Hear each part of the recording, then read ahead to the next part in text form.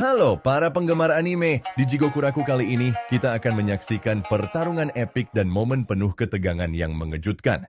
Langsung aja, yuk kita masuk ke alur ceritanya. 嘘。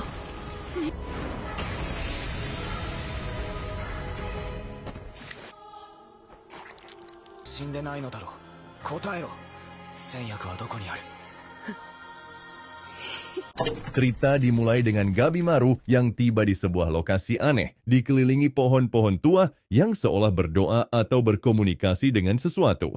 Tak lama kemudian, ia melanjutkan perjalanan dan tiba di depan sebuah gerbang besar yang menarik perhatiannya. Gabimaru penasaran apakah ini gerbang yang disebut Horai, tempat misterius yang dicarinya. Namun sebelum sempat menelusuri lebih jauh, sosok Jujin tiba-tiba muncul di belakangnya. Jujin ini adalah Tensen yang di episode sebelumnya menghabisi Tenza. Dan tanpa basa-basi, mereka langsung terlibat dalam pertarungan sengit. Gabimaru tak ragu menggunakan berbagai teknik ninjutsu untuk melawan Jujin. Dia bahkan berhasil mematahkan tulang-tulang lawannya berkali-kali dan membakarnya dengan teknik khusus. Sayangnya, serangan tersebut tidak terlalu berdampak pada Jujin yang tetap berdiri kokoh. Jujin malah berbalik menyerang, memberikan tendangan kuat yang membuat Gabimaru terpental dan hampir tak berdaya. Saat Jujin mengira Gabimaru telah kalah, Gabimaru kembali bangkit dengan penuh semangat menanyakan apakah Jujin adalah seorang Tensen sejati. Pertarungan pun memanas. Gabimaru mengeluarkan seluruh kekuatannya, menunjukkan kemampuan yang luar biasa dan tak lagi seperti manusia biasa. Kekuatan Gabimaru bahkan mampu menandingi Jujin hingga tubuh Jujin akhirnya hancur dan berlubang. Gabimaru berpikir dia telah menang, tapi tunggu dulu. Jujin tiba-tiba bertransformasi, berubah menjadi sosok raksasa bunga yang menyeramkan. Ini adalah bentuk Kishikai, bentuk yang mengerikan dan jauh lebih kuat. Jujin dalam wujud Kishikai meningkatkan kekuatannya secara signifikan. Gabimaru mulai terpojok, nyaris kalah dan berada di ujung tanduk. Namun, tepat saat ia hampir kehilangan nyawanya, muncul sosok gadis kecil yang pernah dikejarnya di episode sebelumnya. Gabimaru diselamatkan oleh gadis kecil itu. Di sini, kita akhirnya mengetahui nama gadis kecil itu adalah Mei.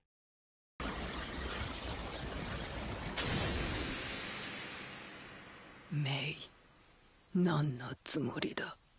Di saat bersamaan, teman-teman Gabimaru menyadari kalau dia dan Mei menghilang, dan mereka pun segera keluar mencarinya. Sementara itu, adegan beralih ke tempat para Tensen lainnya berkumpul di sebuah hutan misterius. Di sana, mereka sedang melapor kepada seseorang yang tampaknya pemimpin di antara mereka yang namanya Fu Genjutei. Salah satu Tensen, Jufa, yang sebelumnya membantai Azachobe dan adiknya, memarahi Jujin karena dianggap lemah melawan manusia biasa hingga harus menggunakan wujud Kishikai. Setelah diskusi, mereka meminum segelas cairan yang dipercaya sebagai ramuan keabadian, memperlihatkan ritual mereka yang misterius. Sementara itu, Gabimaru yang tadi malam dihajar hingga hampir mati mulai tersadar dan disambut oleh Tamiya dan Yamada. ボロ雑巾が動いたと思ったらあの時の忍びじゃねえか。やつれてるな。やり時か? Awalnya, ketegangan terasa karena mereka punya tujuan yang berbeda. Namun bukannya bertarung, mereka justru mulai bertukar informasi tentang keadaan di pulau misterius itu. Setelah berbicara cukup lama, mereka memutuskan untuk bekerja sama demi tujuan bersama, mencari rahasia ramuan keabadian dan cara keluar dari pulau berbahaya ini.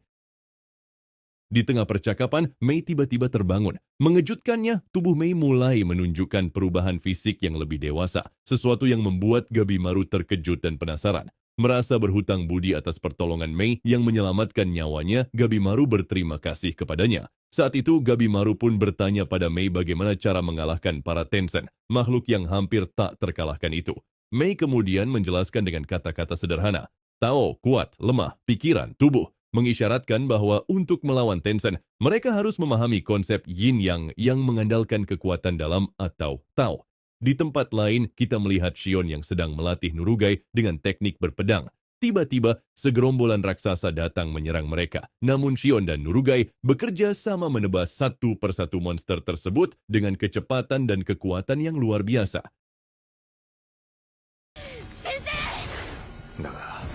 あの化け物にかなわないのも事実。技の鍛錬も必要だが。 Kembali ke Gabimaru dan Tamiya, keduanya juga dikejutkan oleh kemunculan segerombolan raksasa. Mereka nggak gentar dan segera bertarung melawan para raksasa itu. Namun, di tengah pertempuran, tampak sebuah sosok misterius yang tampaknya memimpin para raksasa, menambah ketegangan suasana. Sementara itu, di lokasi lain di pulau tersebut, kita melihat dua Tencent, Taofa, dan Mudan yang sedang sibuk memanen di suatu tempat. Di sini, kita juga diperlihatkan bahwa Aza Chobei dan Toma yang sebelumnya dikira sudah mati, ternyata masih hidup. Mereka berhasil keluar dari sumur maut dan bertahan hidup dengan sekuat tenaga. Kelaparan, mereka mencoba mengisi perut dengan memakan daging monster yang mereka temui. Namun belum sempat menyantapnya, tiba-tiba sosok aneh yang penuh misteri muncul entah dari mana. Dalam keadaan tak berdaya, Aza Chobei mencoba melawan. Namun sosok itu dengan cepat menyerangnya. Tanpa ampun, sosok tersebut menebas leher Aza Chobei, membuatnya terkapar tidak berdaya di tanah, menggantungkan nasibnya di ujung tanduk. Toma yang melihat kakaknya, Chobei, berada di ambang kematian. Saat monster yang menyerang mereka hendak menyelesaikan Chobei, sesuatu yang mengejutkan terjadi. Chobei tiba-tiba bangkit dengan kekuatan luar biasa, langsung menghancurkan wajah monster itu. Toma dan monster tersebut terkejut melihat kebangkitan Chobei, terlebih karena luka-luka Chobei mulai sembuh sendiri. Di lehernya terlihat tato menyerupai akar tumbuhan yang memberikan Chobei kekuatan misterius.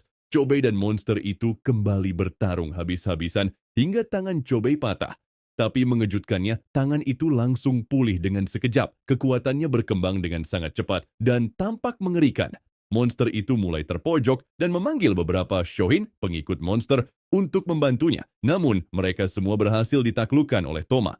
Secara tak sengaja, Chobei bisa mengakses kekuatan Tao yang membuatnya menghancurkan monster tersebut dalam sekali serangan. Melihat kekuatan aneh yang baru saja muncul di diri Chobei, Toma pun mulai menyadari perubahan drastis yang terjadi pada kakaknya. Cerita berlanjut ke Gabimaru dan Tamiya yang lagi bertarung sambil mendengarkan Mei yang berusaha menjelaskan konsep untuk mengeluarkan kekuatan Tao. Sementara itu, Yamada sibuk memeriksa mayat-mayat monster yang telah mereka habisi sebelumnya.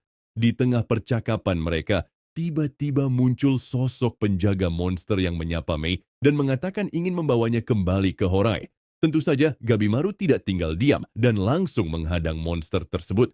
Monster itu, yang ternyata adalah seorang doshi, mulai memperkenalkan dirinya serta asal-usul mereka sebagai pengguna Tao. Doshi ini menjelaskan siapa para Tencent sebenarnya dan bagaimana mereka mengembangkan Tao dengan teknik khusus.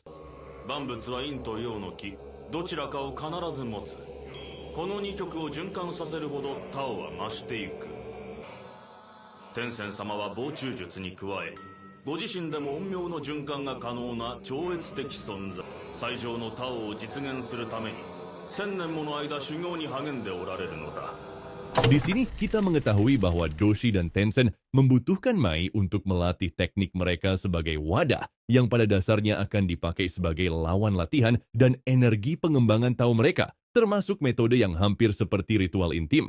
Mendengar hal ini, Gabimaru marah besar dan segera mengaktifkan mode membunuh, langsung menyerang Doshi yang tubuhnya mulai bergabung dengan serangga pendampingnya. Secara tak sengaja, Gabimaru menemukan dirinya bisa mengakses Tao saat bertarung, membuatnya jauh lebih kuat dari biasanya. 弱いも全部大事。まあ一朝一夕には体得できない。強い気配だけじゃない。弱い気配も。より強くより弱く敵の水が周囲とぶつかり大きな波紋を作る様がわかるよう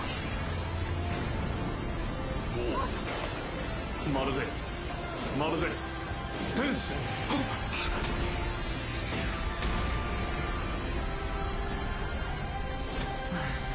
Bersama Tamiya, mereka dengan cepat menghabisi kedua dosi tersebut, menunjukkan kekuatan baru yang berhasil dia kuasai.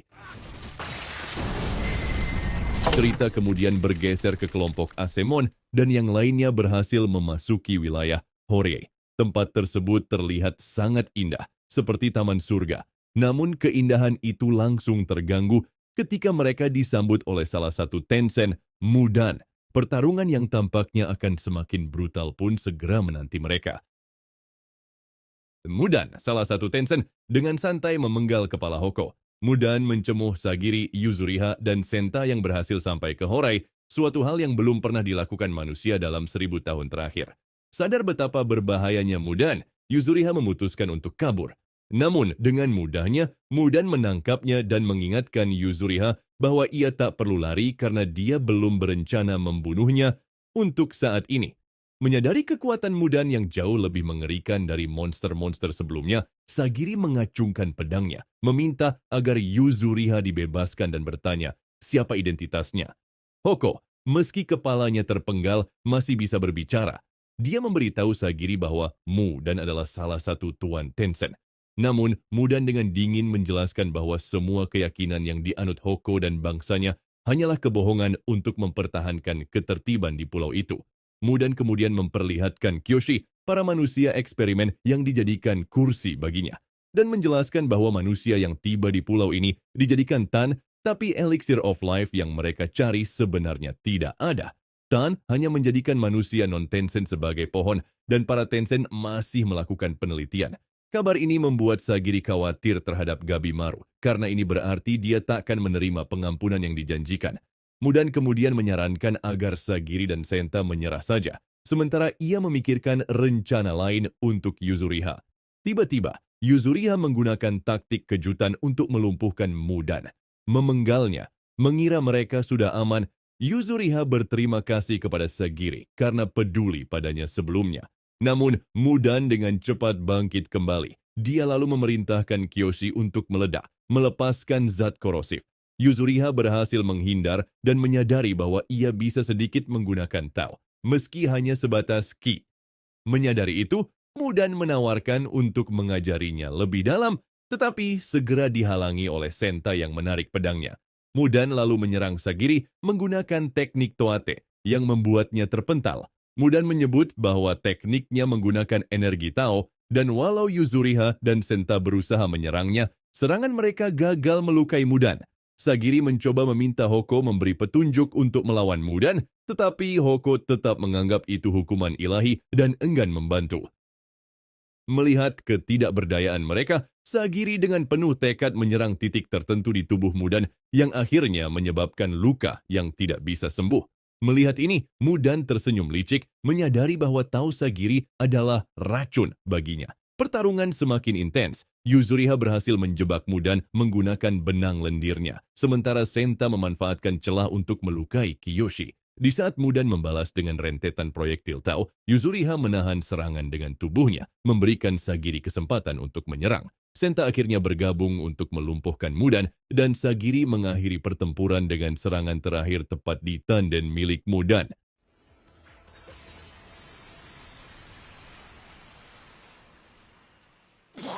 Namun, semuanya tidak selesai begitu saja. Setelah kemenangan mereka, Mudan bangkit dalam bentuk Kishikai yang menakutkan dengan bunga-bunga bermekaran dari tubuhnya. Saat bunga itu menyerang, Senta mendorong Yuzuriha ke samping, tapi ia malah terkena sengatan bunga, membuat kepalanya bermekaran bunga, sementara ia mengalami trans misterius. Mudan kembali hidup dalam wujudnya yang mengerikan, dan Sagiri serta Yuzuriha hanya bisa berlutut ketakutan. Di saat kritis, Shion tiba-tiba muncul, memotong stinger bunga tersebut dan menyelamatkan mereka.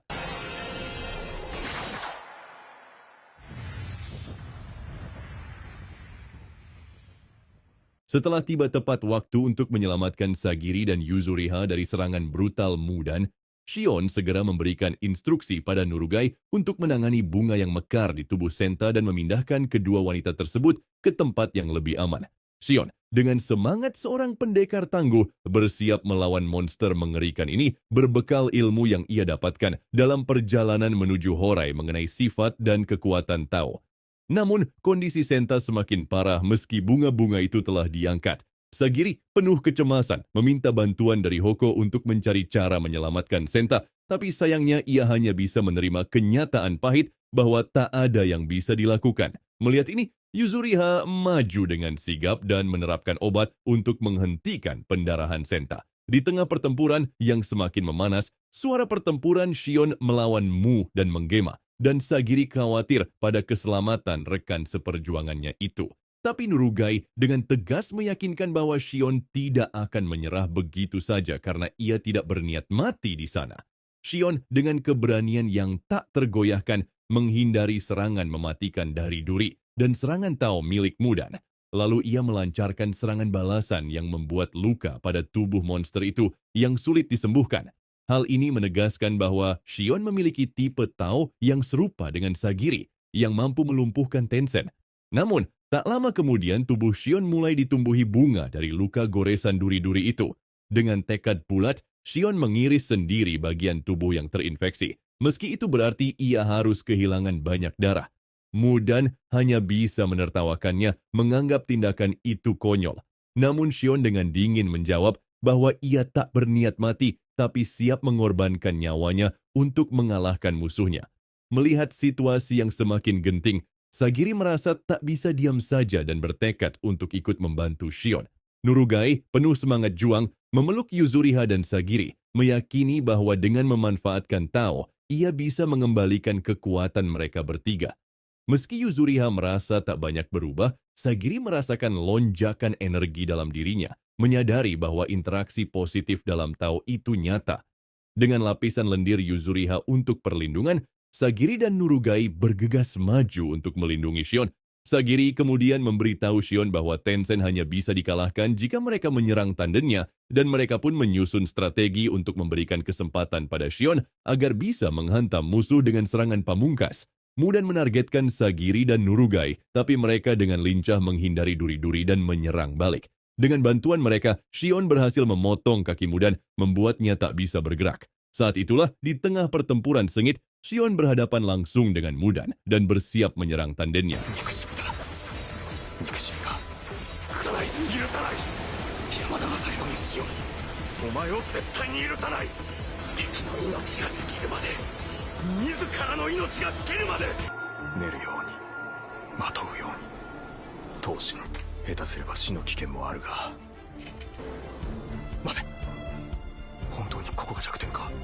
Tapi kemudian ia menyadari bahwa energi dari Tao Mudan terasa berbeda dan memutuskan untuk memukul ovul tanaman yang menjadi sumber kekuatan Mudan mengikuti saran Senta.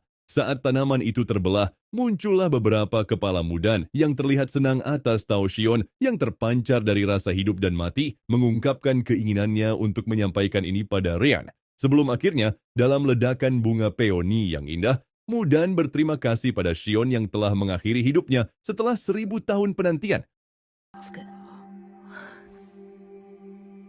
分かってるだろうけど、あんたはもう助からない人。その人の胸の中でも思い浮かべて、美しい景色の中で死になさい。憧れの人の胸の中。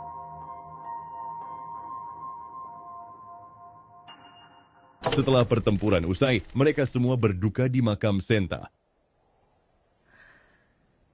先ほどはあり Yuzuriha menyarankan Sagiri untuk menghadapi kenyataan pahit bahwa ramuan keabadian mungkin tidak ada, tapi Sagiri masih yakin bahwa harapan itu nyata, terutama dengan bukti keabadian dari kepala klan Iwagakure. Mereka sepakat bahwa untuk bertahan hidup, eksekutor dan kriminal harus bersatu. Sementara itu, Gabimaru yang baru saja siuman mendapati dirinya hanya mengingat bahwa ia adalah Gabimaru si hampa tanpa ingatan tentang tujuan maupun masa lalunya dan mulai meragukan kebenaran tentang dirinya sendiri serta cinta pada istrinya yang dianggap hanya ilusi untuk mengekangnya. Dan demikianlah perjalanan semakin mendekati puncaknya. Dengan tekad membara dan ikatan kuat yang terjalin, mereka menantang maut untuk mengungkap rahasia yang terselubung di pulau terkutuk ini. Apakah mereka akan menemukan ramuan keabadian atau hanya kehampaan yang menanti di ujung jalan? Nantikan aja season 2-nya. Jadi sahabat-sahabat Kenimax, jangan lupa untuk like, tinggalkan komen tentang pendapat kalian, dan subscribe untuk melanjutkan perjalanan bersama menuju cerita anime berikutnya.